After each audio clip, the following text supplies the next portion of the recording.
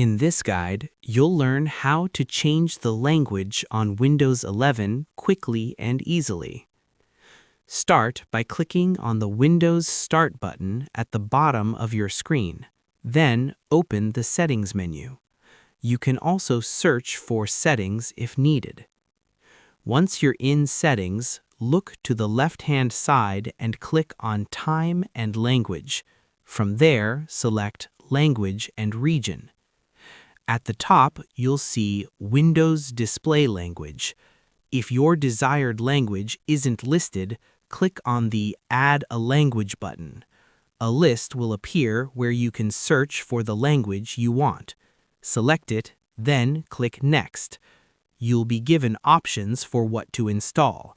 Choose what you need, then click Install. The system will begin downloading the language pack. After the installation is complete, the new language will appear in your list.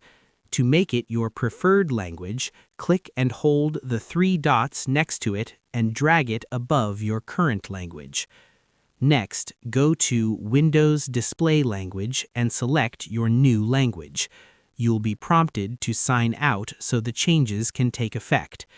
Once you sign back in, your system will display in the selected language. That's all there is to it.